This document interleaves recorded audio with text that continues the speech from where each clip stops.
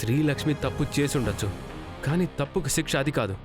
అలా అనుకుంటే శ్రీలక్ష్మి అడ్మిషన్ అప్పుడు మనం చేసిన తప్పుకి ఏ శిక్ష వేయాలి? కాలేజీలో ఇలాంటివి కామన్ త్రిష.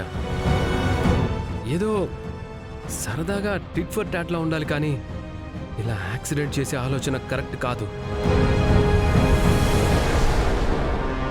ఇప్పుడు తాతయ్య యాక్సిడెంట్ గురించి ఎంక్వైరీ చేయమన్నారు.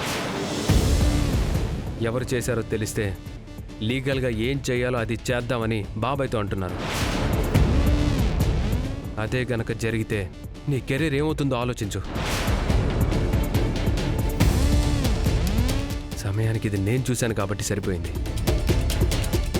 సారీ మ్యాడీ, నేను అంత దూరం ఆలోచించలేదు.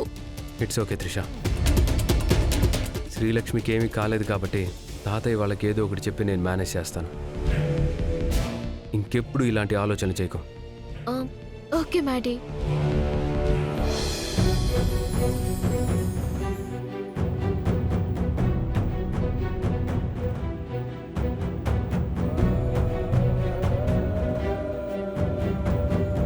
శివయ్య, ఆయన్ని నువ్వే కాపాడాలా? డాక్టర్, ఆయనకి ఎలా ఉంది? బ్లడ్ హెవీగా లాస్ అయిందమ్మా. ఎవరైనా బ్లడ్ డొనేట్ చేసేవాళ్ళు ఉంటే చూడమ్మా. అలాగే వాళ్ళ రిలేటివ్స్ కూడా ఇన్ఫార్మ్ చెయ్యి. డాక్టర్, ఆయనకి సంబంధించిన వాళ్ళు ఎవరు నాకు తెలియదు డాక్టర్. అలా అంటే ఎలా కుదురుతుందమ్మా? అసలు ట్రీట్మెంటే చేయకూడదు, కానీ చేశాను. అతని ప్రాణాలు కాపాడాలి అంటే ట్రీట్మెంట్ ఒక్కటే సరిపోదు, బ్లడ్ కూడా కావాలి. బ్లడ్ లేకపోతే అతను బ్రతకడం చాలా కష్టం. ఆయన బ్లడ్ గ్రూప్ ఏంటి డాక్టర్? బి పాజిటివ్ అమ్మా.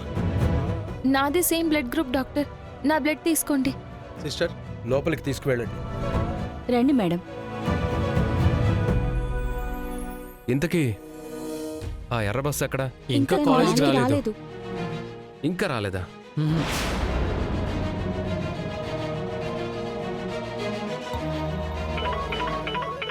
ఒక్క నిమిషం సిస్టర్. చెప్పండి మధుబాబు. ఈ మెంటల్ ఎక్కడున్నావు? ఇప్పటి వరకు కాలేజీకి కూడా రాలేదు, క్లాస్ కూడా స్టార్ట్ అవబోతుంది. అయ్యో సారీ మధుబాబు, నేను హాస్పిటల్లో ఉన్నాను.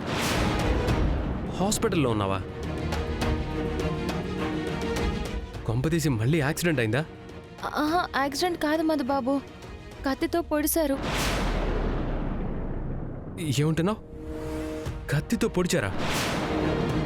అయ్యో నన్ను కాదు.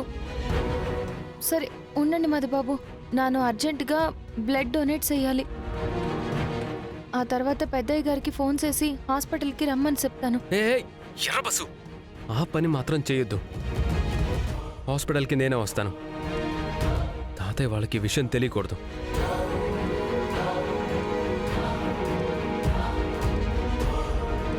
తెలిసిందంటే నేనే ఏదో చేశాను అనుకుంటారు.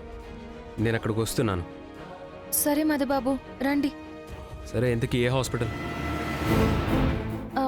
నార్సింగ్ ప్రభుత్వ ఆసుపత్రి. సరే వస్తాను. సరే మధుబాబు.